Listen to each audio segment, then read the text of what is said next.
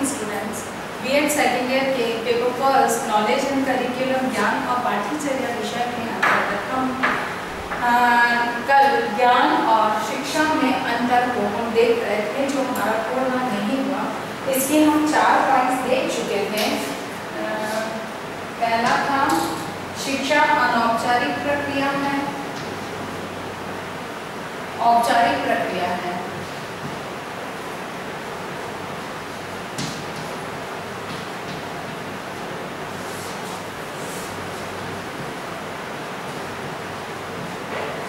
और ज्ञान अनौपचारिक प्रक्रिया है।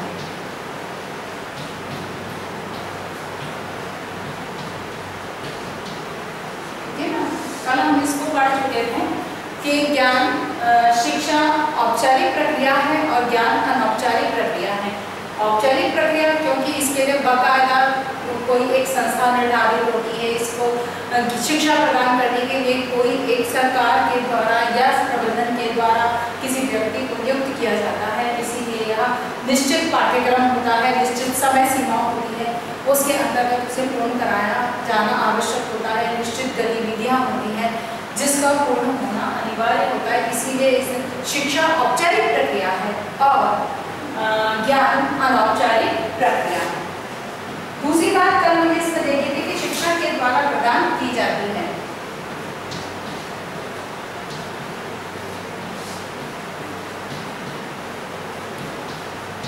शिक्षक के द्वारा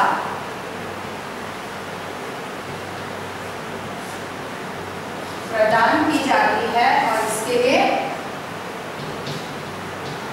किसी भी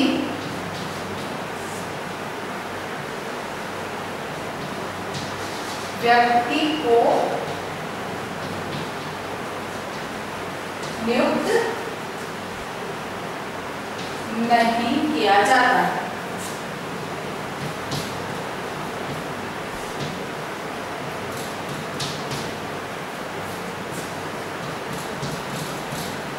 ठीक है ना, शिक्षा के लिए चाहे सरकार हो चाहे प्रबंधन हो, शिक्षक को नियुक्त किया जाता है।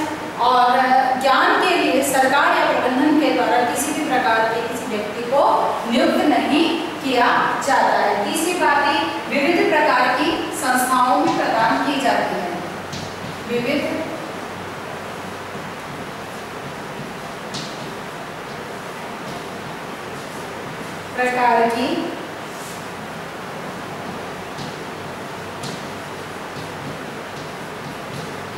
प्रकार की संस्थाओं द्वारा प्रदान की जाती है। ठीक है, और ज्ञान के लिए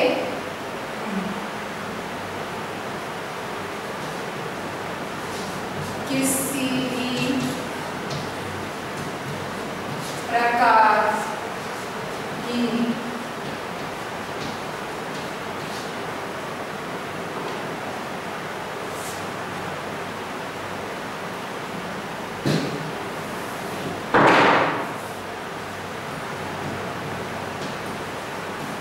संस्था का संगठन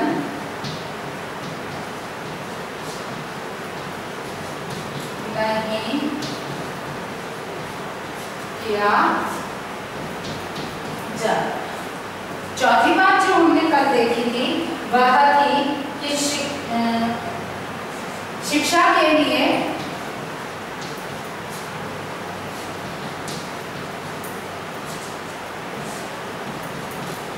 सामान्य शिक्षा के लिए, या इसको इस तरह से कर लें,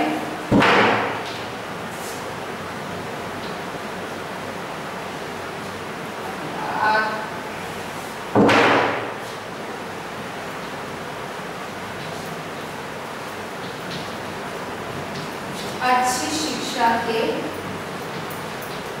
लिए ज्ञान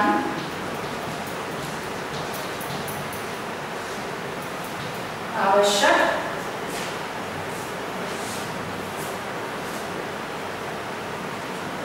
और ज्ञान के लिए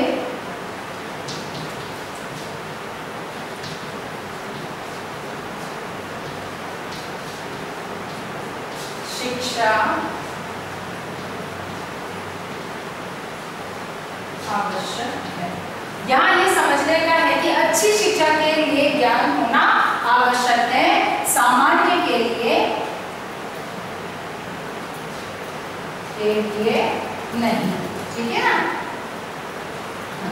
यानी कि यहाँ ये बात एकदम स्पष्ट हो जानी चाहिए कि शिक्षा, जब हम एक अच्छी शिक्षा प्राप्त करना चाहते हैं तो उसके लिए आपको उससे संबंधित सामान्य ज्ञान का होना अनिवार्य है।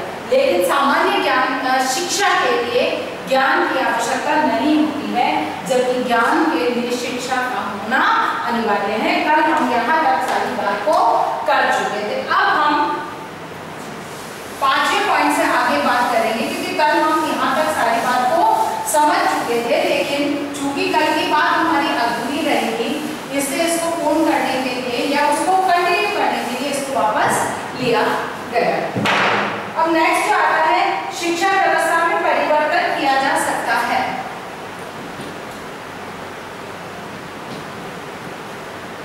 शिक्षा व्यवस्था में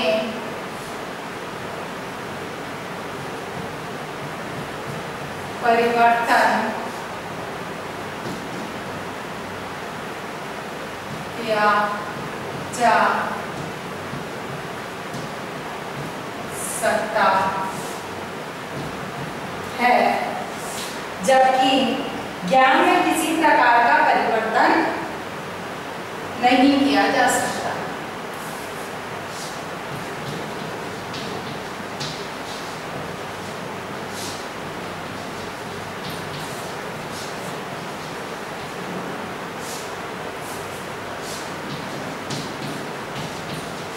किसी प्रकार का परिवर्तन नहीं किया जा सकता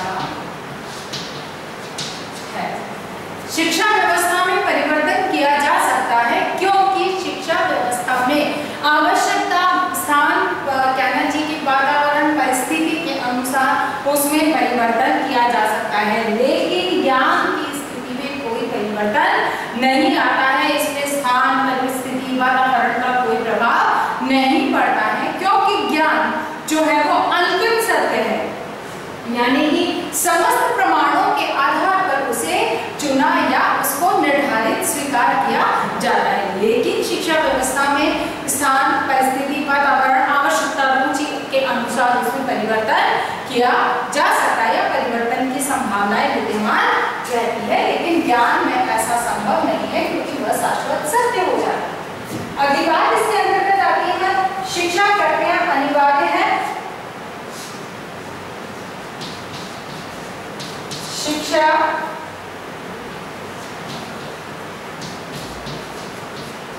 प्रक्रिया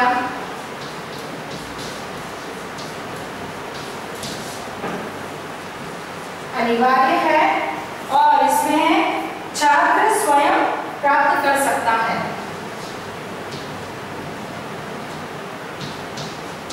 छात्र स्वयं प्राप्त कर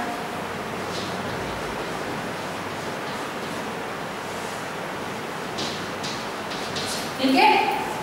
शिक्षा प्रक्रिया, शिक्षा में शिक्षा प्रक्रिया का होना अनिवार्य है। शिक्षण प्रक्रिया का होना इसमें अनिवार्य है। निश्चित क्रम के अनुसार, निश्चित विधि विधान के अनुसार, निश्चित पाठ्यक्रम के अनुसार शिक्षा प्रक्रिया पूर्ण की जाती है, जबकि ज्ञान छात्र स्वयं से भी प्राप्त कर सकता है। क्यों? कि जब तक शिक्षा प्रदान नहीं की जाती, उसके बारे में कोई सूचना बालक तक नहीं आती है, तब तक बालक उससे संबंधित कोई प्रयास नहीं करता। फिर जब वो प्रयास, अभ्यास और ये कहा जाए कि तर्क, वितर्क, कौशल आदि के माध्यम से जब उस चीज में व्यवहारिक रूप में अपनाने लगता है या यूँ कहे कि उसको ग्रहण कर पाता है, तब वह ज्ञान के स्तर पर पहुंचती। इसीलिए छात्र स्वयं इसको प्राप्त कर सकता है। अगली बात इसके अंतर्गत नेक्स्ट पॉइंट जो आपका आता है वो आता है क्षेत्र सीमित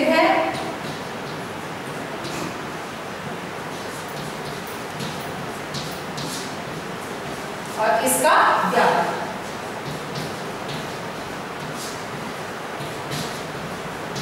यानी कि शिक्षा का क्षेत्र सीमित है और ज्ञान का क्षेत्र व्यापक माना जाता है, क्योंकि ज्ञान का कोई निश्चित दायरा नहीं होता है। इसीलिए इसका क्षेत्र हर स्थान पर, हर उसके साथ में तथ्य के साथ आपने देखा होगा कि ज्ञान का क्षेत्र हमेशा विस्तृत कहा गया है, और चाहे शिक्षा है, चाहे कौशल है, चाहे सूचना है, सबके ज्ञान का क्षेत्र को सीमित परिभाषित किया गया है।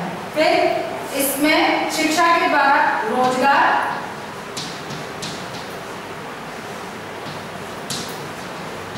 प्राप्त किया जा सकता है, और इसमें रोजगार से कोई संबंध नहीं होता। रोजगार से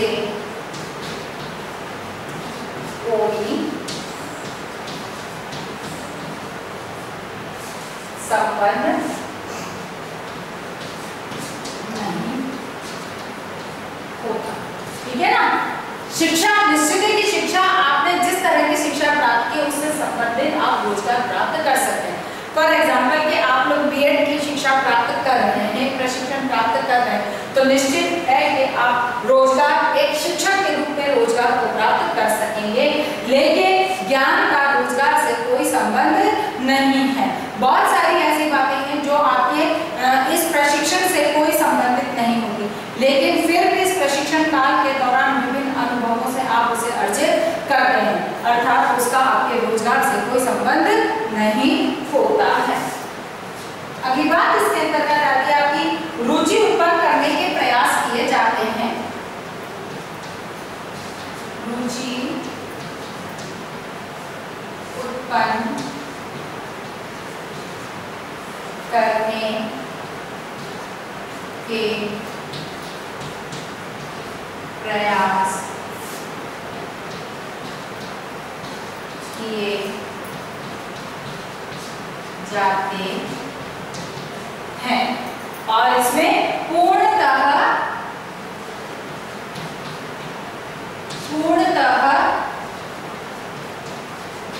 रुचि पर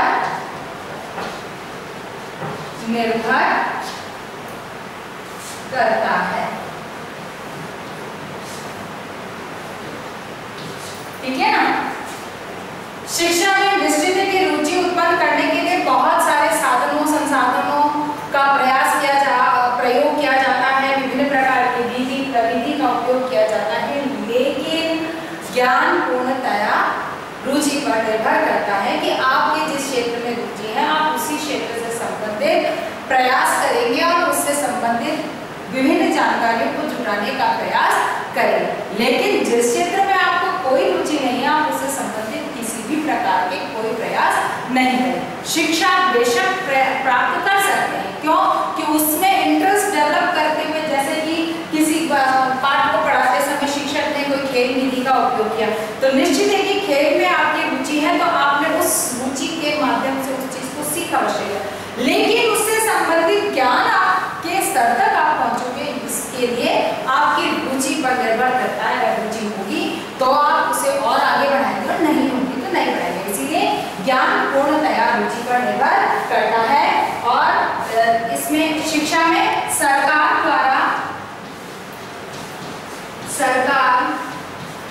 द्वारा नीति निर्धारण, योजनाएं या नीति निर्धारण, योजनाएं या नीति निर्धारण किया जाता है। ठीक है ना। और ज्ञान के अंतर्गत सरकार कोई प्रयास नहीं करती है, किसी भी प्रकार से सरकारी प्रयास नहीं किए जाते, ठीक है ना। कि सरकार शिक्षा के लिए विभिन्न, जैसे कि अभी NEP 2020 नई शिक्षा नीति 2020 को लाया गया। इसका मतलब शिक्षा को गुणवत्ता में सुधार करने के लिए और भी अलग अलग प्रयास करने के लिए विभिन्न प्रकार की नीतियों का या योजनाओं का सरकार के द्वारा निर्माण किया जाता है। लेकिन ज्ञान के लिए ये सब संभव नहीं है। ज्ञान के लिए सरकार के द्वारा किसी तरह की कोई नीति निर्धारण या योजना का निर्माण नहीं किया जाता। अर्थात कि शिक्षा जो कि बालक के ज्ञान के स्तर तक जाने का प्रथम सीढ़ी कह सकते हैं, या शिक्षा के बिना ज्ञान तक बालक नहीं पहुंच सकता है। और इसी के लिए शिक्षा सरकार के द्वारा प्रयास किए जाते रहे हैं और विभिन्न प्रकार की योजनाओं का निर्माण किया जाता है। आगे हम देखेंगे ज्ञान और प्रशिक्षण में अंतर को हम समझेंगे, क्योंकि इसे भी हम इसी ज्ञान के ही परिपेक्ष में कई बार उपयोग या उससे संबंध अर्थ में ही इसको भी समझ लेते हैं। इसीलिए आज अब हमें सिर्फ समझना है कि ज्ञान और प्रशिक्षण में क्या अंतर है।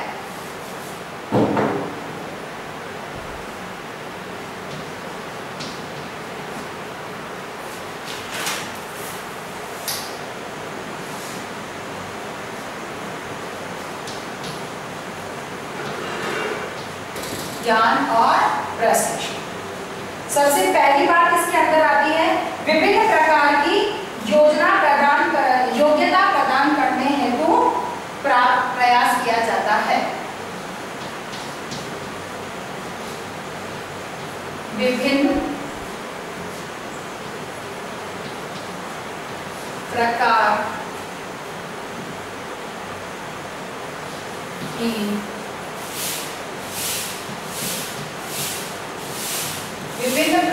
की योग्यता प्राप्त करने हेतु प्राप्त किया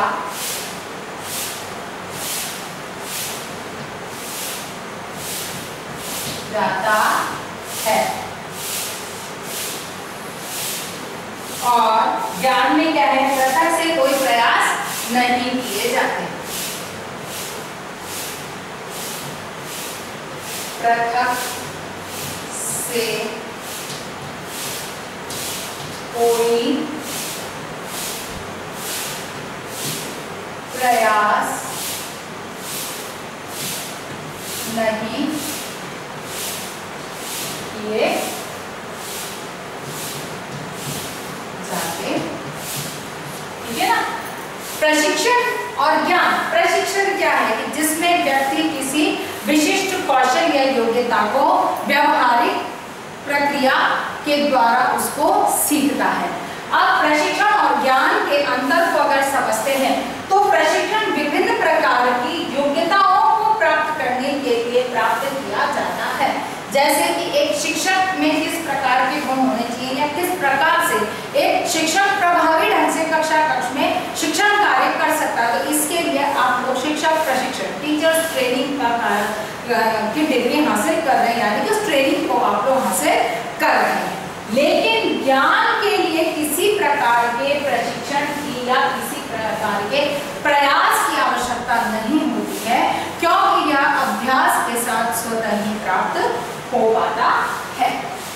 दूसरी बात जो इसके अंतर्गत है वह है उद्देश्य प्राप्ति का प्रयास किया जाता है।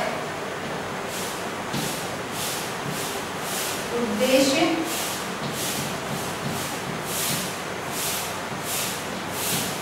प्राप्ति का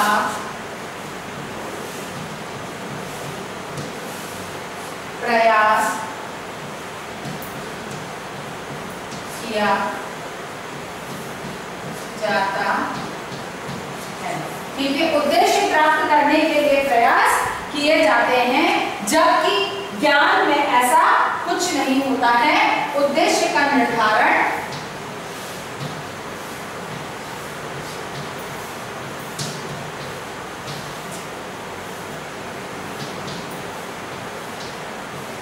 उद्देश्य का निर्धारण नहीं किया जाता।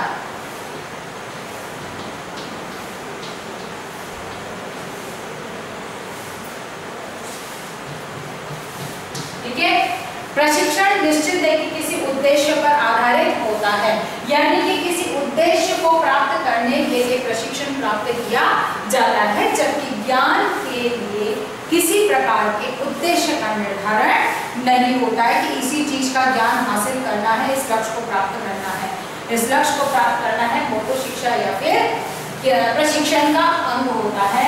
ज्ञान धीरे धीरे उसी के अभ्यास के साथ में ज्ञान के स्तर तक बात पहुंचती है। इसीलिए ज्ञान के लिए किसी प्रकार के उद्देश्य की आवश्यकता नहीं होती है, उसका निर्धारण नहीं किया जाता। अगली बात आती है, क्षेत्र सीमित है, क्षेत्र सीमित है और यहाँ पर क्षेत्र व्यापक। ठीक है ना, क्षेत्र सीमित है, निश्चित है कि प्रशिक्षण का क्षेत्र सीमित है। जैसे आप बीएड की डिग्री हासिल कर रहे हैं, यानी कि टीचर्स का एक अच्छे शिक्षक का प्रशिक्षण आप प्राप्त कर रहे हैं, यानी कि इसका क्षेत्र केवल शिक्षक तक है, लेकिन ज्ञान का क्षेत्र व्यापक होता है। जैसे आप यहाँ पर एक मनोविज्ञान को भी पढ़ते हैं, बाल्यावस्था में या बालक के मनोविज्ञान या व्यवहार को समझने के लिए आप लोग मनोविज्ञान का अध्ययन करते हैं और उससे संबंधित किस प्रकार से बालक को समझने या उसको जानने के लिए टेस्ट लिए जाते हैं, इसका एक बहुत छोटे से स्केल पर या छोटे से स्तर पर उसका आप लोग टेस्ट भी बाकायदा प्रयोगात्मक करते हैं। लेकिन शिक्षक के अतिरिक्त जो कुछ प्रशिक्षण दिया जा रहा है वह एक शिक्षक की भूमिका के रूप में एक व्यक्ति को किस प्रकार से व्यवहार करना, इसका आपको प्रशिक्षण दिया जाता है। लेकिन इसी मनोविज्ञान का प्रयोग जब आप एक व्यवहारिक जीवन में करते हैं या उसको सफलतापूर्वक समाज में बच्चों के बीच में अपने परिवार के बच्चों के पालन पोषण में जब इसका उपयोग करते हैं, तब ये क्या है कि यह जो है वो एक जो ज्ञान था वो केवल सीमित क्षेत्र में था, लेकिन इसका दायरा आपका अनुभव और आपके प्रयास पढ़ते पढ़ते जैसे जैसे आगे बढ़ा, वो आपका एक तरह से कहा जाए कि जब ज्ञान के स्तर पर पहुंचा तो आप अन्य लोगों पर, अन्य परिस्थितियों में बालक से अलग हटकर युवा या प्रौढ़ों पर भी उसका उपयोग कर लेने की योग्यता हासिल कर लेते हैं। लेकिन प्रारंभिक अवस्था जो है वो प्रशिक्षण जो आप प्राप्त कर रहे हो वो केवल विद्यालय स्तर पर बालकों के व्यवहार को जानने के लिए किस प्रकार के प्रयास किए जा सकते हैं, आप केवल उसका प्रशिक्षण प्राप्त कर रहे हैं। अब इसका उपयोग आप समाज में व्यवहार, समाज या अन्य व्यक्तियों पर नहीं करते। वो कब होगा, जब ज्ञान के स्तर पर पहुंचेगा तब आप इस कार्य को कर पाए। अगली बात इसके अंतर्गत आती है, कार्य कुशलता में वृद्धि होती है।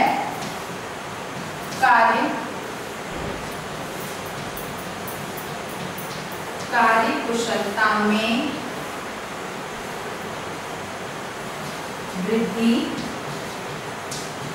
होती है। ठीक है, और किसी प्रकार की गतिविधि संपन्न करने का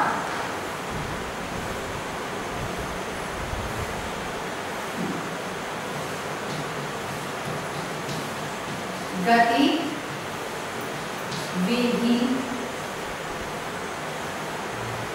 के मार्ग का चुनाव करता है।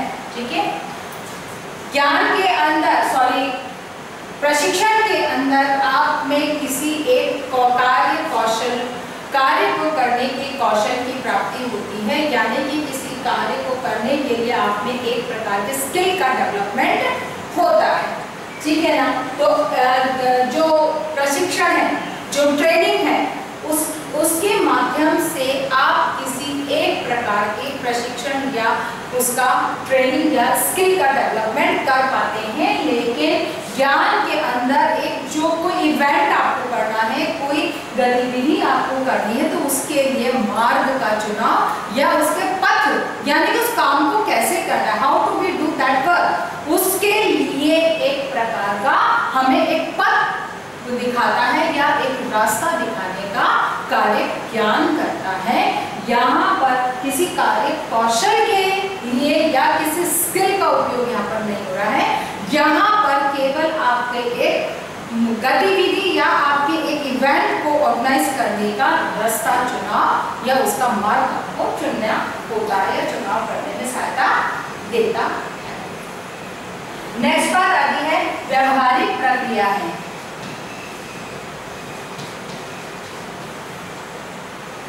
व्यवहारिक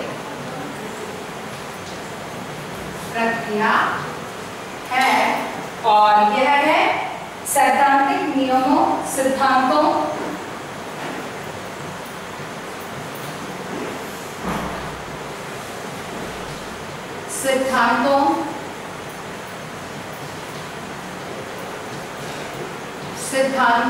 नियमों तथा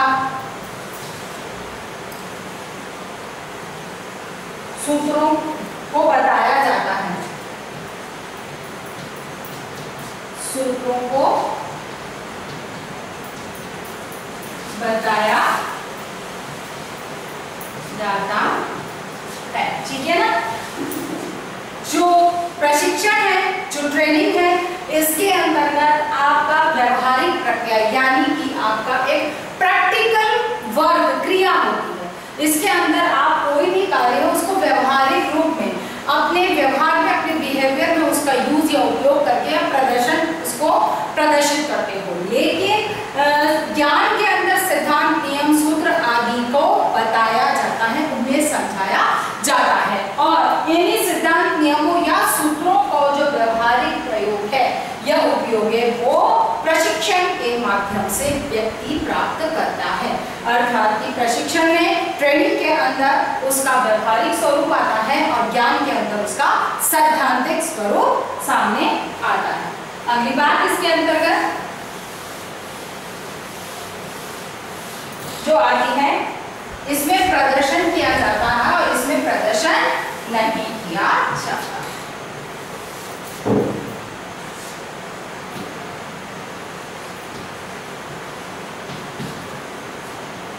प्रदर्शन किया जाता है जबकि सामान्य क्रिया को प्रदर्शित किया जाता है।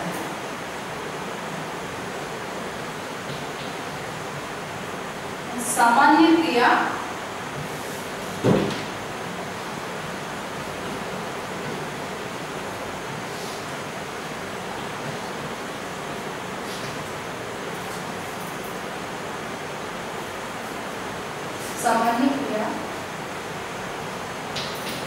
प्रदर्शन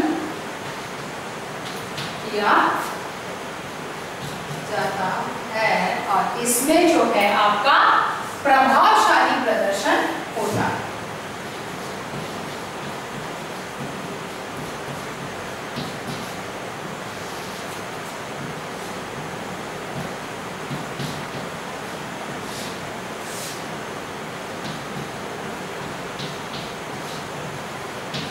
ठीक है। प्रशिक्षण के अंदर एक प्रभावशाली प्रदर्शन होता है, यानी कि एक इफेक्टिव जो आप प्रदर्शन करते हो वो चीज इसके अंतर्गत दिखाई देती है। यानी कि प्रशिक्षण के माध्यम से आप किसी भी चीज का एक प्रभावी या इफेक्टिव करीब आप उसको प्रदर्शित करते हैं और इसके अंदर एक सामान्य क्रिया ही इसके ज्ञान के माध्यम से या ज्ञान के अंदर एक सामान्य क्रिया का ही प्रदर्शन होता है। यानी कि सामान्य ज्ञान जो होता है, सामान्य प्रक्रिया जो होती है वो ज्ञान के अंदर प्रदर्शित की जाती है और उसका विशिष्ट स्वरूप जो है वो प्रशिक्षण के माध्यम से व्यक्ति के द्वारा प्रदर्शित किया जाता है। अगली बात है कार्य में गुणवत्ता लाने के लिए आवश्यक कार्य में गुणवत्ता लाने के लिए आवश्यक, ठीक है ना। कार्य में गुणवत्ता लाने, क्योंकि उसमें एक कहना चाहिए कि बहुत अच्छी गुणवत्ता या उसमें बहुत प्रभाव उत्पन्न करने के लिए प्रशिक्षण की आवश्यकता होती है, जबकि ज्ञान के अंतर्गत सामान्य गुणवत्ता उत्पन्न की जा सकती है। दो पॉइंट बाकी है। सामान्य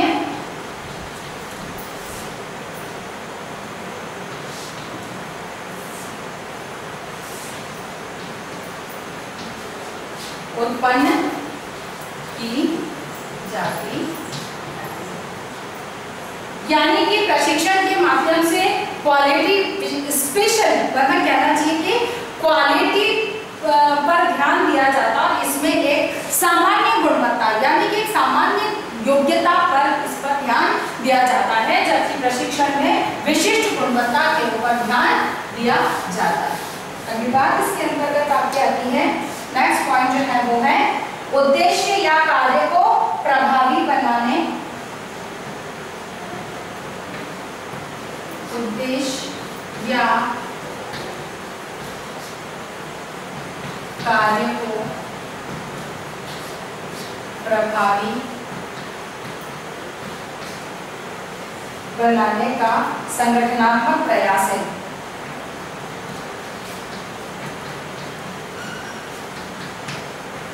संगठनात्मक प्रयास है, यानी कि उद्देश्य और कार्य को प्रभावी बनाने के लिए, उद्देश्य की प्राप्ति करने और कार्य को प्रभावी बनाने के लिए प्रशिक्षण का प्रयोग किया जाता है। यह प्रशिक्षण आवश्यक माना गया है, जबकि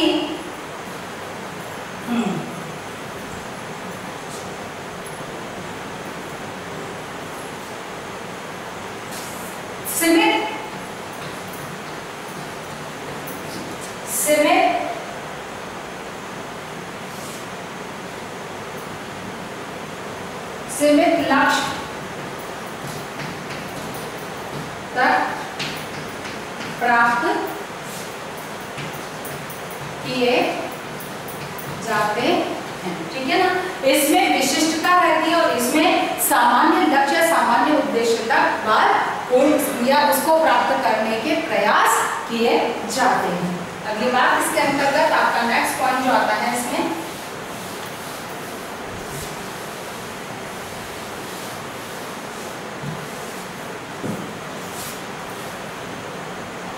औपचारिक प्रक्रिया है।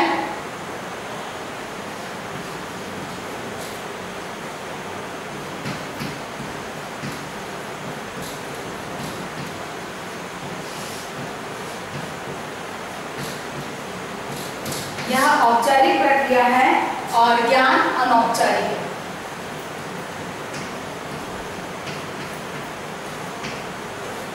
ठीक है, इस चीज को हम पहले भी देख चुके हैं, क्योंकि प्रशिक्षण के लिए निश्चित रूपरेखा सब कुछ निर्धारित होती है और ज्ञान के लिए ऐसा कुछ नहीं होता है, और इसका संबंध प्रशिक्षण संस्थानों से है।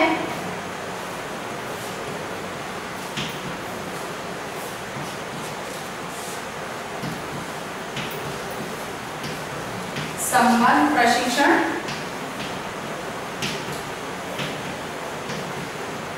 संस्थानों से है और कोई प्रशिक्षण संस्थान नहीं होता।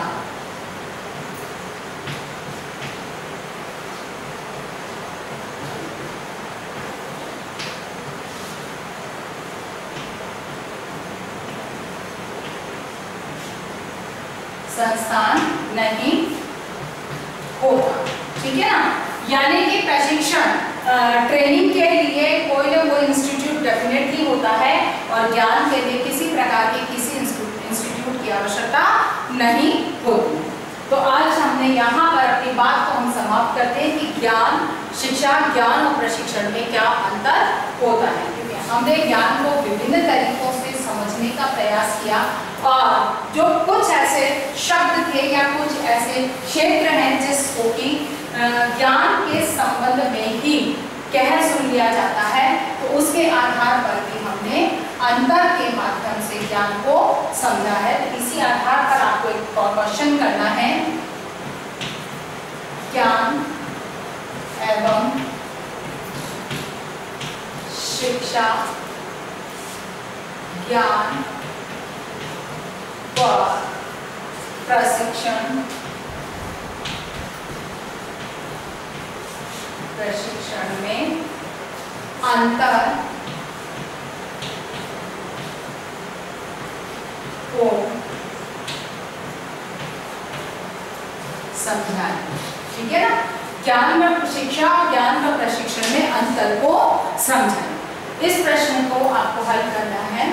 अपनी बात को समाप्त करने से पहले कोविड-19 की इस महामारी के दौर में अपने आप को सुरक्षित रखें। बहुत अधिक आवश्यकता होने पर ही घर से बाहर निकलें।